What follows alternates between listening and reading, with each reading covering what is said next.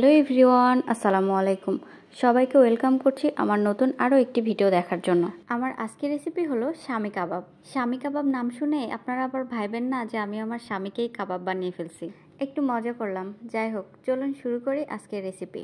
স্বামী কাবাব তৈরির জন্য এখানে আমি নিয়েছি 250 গ্রাম পরিমাণ গরুর মাংস। হাড় এবং চর্বি ছাড়া একদম সলিড মাংস নিতে হবে। সাথে নিয়েছি মেজারমেন্ট কাপের হাফ কাপ পরিমাণ বুটের ডাল। স্বামী কাবাব তৈরিতে অবশ্যই বুটের ডাল ব্যবহার করতে হবে। আর এই ডালটা আমি সারা রাত পানিতে ভিজিয়ে রেখেছিলাম, তাই এটা ফুলে ডাবল সাইজ হয়ে গিয়েছে। এরপর আমি দিয়ে দিলাম 1 চামচ পরিমাণ লাল মরিচের গুঁড়া, 2 চামচ পরিমাণ আদা রসুন বাটা, স্বাদ মতো লবণ এবং 1 চামচ পরিমাণ গরম মশলার গুঁড়া। এই গরম মশলার গুঁড়াটা আমি বাসাতেই তৈরি করেছি, আপনারা চাইলে কেনা গরম মশলার গুঁড়াটাও ব্যবহার করতে পারেন। এখন আমি একটা চামচের সাহায্যে সবগুলো উপকরণ ভালোভাবে মিশিয়ে নিচ্ছি। ডাল, মাংস, মশলা সবগুলো ভালোভাবে মেশানো হয়ে গেলে এখন আমি এগুলো সিদ্ধ করে নেব।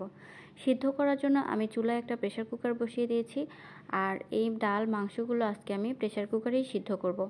আপনারা চাইলে রেগুলার পাতিলে বসিয়েও সিদ্ধ করে নিতে পারেন, তবে সেক্ষেত্রে সময়টা একটু বেশি লাগবে।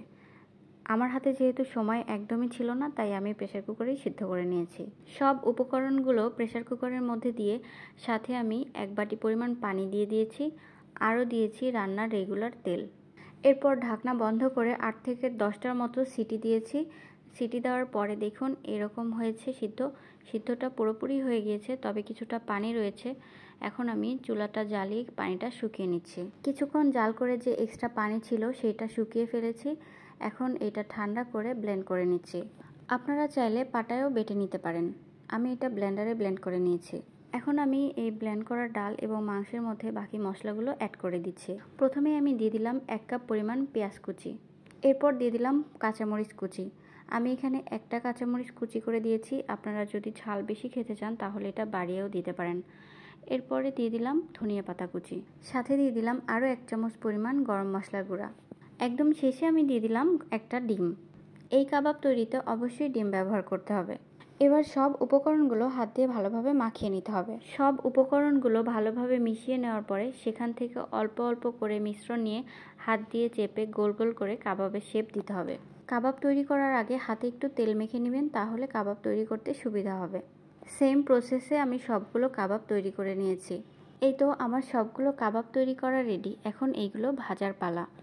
আমি কাবাবগুলো ভাজার জন্য চুলায় একটা কড়াই বসিয়ে দিয়েছি, আর কড়াইটা গরম হয়ে গেলে এর মধ্যে দিয়ে দিলাম পরিমাণ মতো তেল। তেল যখন হালকা গরম হয়ে আসছে তখন আমি এর মধ্যে দিয়ে দিলাম কাবাব। আমার বেশ অনেকগুলোই কাবাব তৈরি হয়েছে, তো সবগুলো আমার এখন প্রয়োজন নেই, তাই আমি অল্প কিছু পরিমাণ এখন ভেজে নিচ্ছি, আর বাকিগুলো আমি একটা এয়ারটাইট বক্সে করে ডিপ ফ্রিজে রেখে দিচ্ছি। পরে প্রয়োজন মতো বের করে ভেজে নিব।